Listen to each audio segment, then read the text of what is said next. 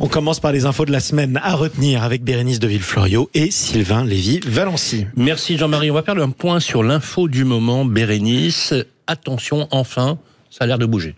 Oui, entre les taux de crédit qui baissent, une annonce surprise de Stéphane Plaza et un possible grand chamboulement dans le logement social, je vous explique tout. Alors, on va commencer avec le crédit immobilier. Les taux repartent enfin à la baisse. Et oui, c'est une bonne nouvelle si vous voulez acheter un bien. Les taux de crédit immobilier pourraient encore être plus avantageux cette année. Pourquoi ? Parce que la Banque Centrale Européenne, la BCE, a annoncé une nouvelle fois une baisse de ses taux directeurs cette semaine. Alors la BCE, pour vous expliquer brièvement, c'est celle qui donne le tempo. Si elle baisse ses taux directeurs, les banques baissent à leur tour leurs taux.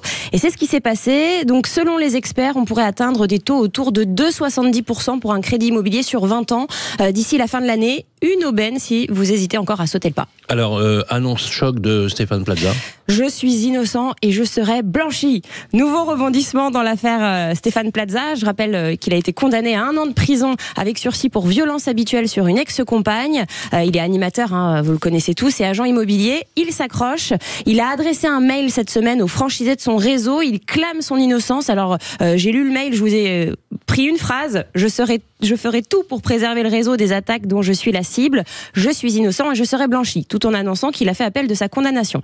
Alors moi, ce qui m'intéresse, c'est plutôt côté business. Il faut dire que cette affaire ne touche pas lui, c'est son réseau d'agences Stéphane Plaza Immobilier qui comporte environ 650 agences en France qui est impacté de plein fouet par cette affaire médiatique. Plusieurs agences rapportent une baisse des fréquentations.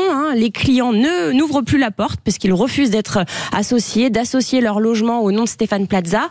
Et les agences ont des difficultés aussi à obtenir des financements. Oui. Certaines banques jugent désormais l'ancienne trop dangereuse. Et puis pour faire un petit peu d'actu de son côté, M6 a suspendu toutes ses émissions comme Recherche appartement ou Maison et Maison à vendre. Eh bien, en ce qui nous concerne, on va pas hurler avec la meute. Voilà, c'est dit comme ça. On finit avec une info qui concerne les locataires HLM. Fini le logement social à vie. Oui, jusqu'ici, quand on obtenait un logement social, on pouvait y rester aussi longtemps qu'on le souhaitait. Mais ça pourrait changer. Le gouvernement envisage de mettre fin au droit au maintien à vie dans les logements sociaux. Alors, je vous donne un exemple. Si vous avez des revenus relativement faibles, voilà, vous avez fait la demande, on vous a attribué un logement social. Eh bien, actuellement, vous pouvez le conserver indéfiniment tant que locataire, même si vos revenus augmentent. Eh bien, les députés Ensemble pour la République ont déposé une proposition de loi qui prévoit des contrôles annuels des revenus et du patrimoine des locataires, parce que oui, certains petits malins locataires de logements social ont par exemple ont les moyens de s'acheter une maison à côté et le font. C'est assez fréquent. Donc, en cas de dépassement des plafonds de ressources de manière durable, le bail pourra être résilié. L'objectif, vous l'avez compris, c'est de libérer des logements sociaux, oui. Voilà, pour les ménages qui en ont vraiment besoin. Oui, bien sûr.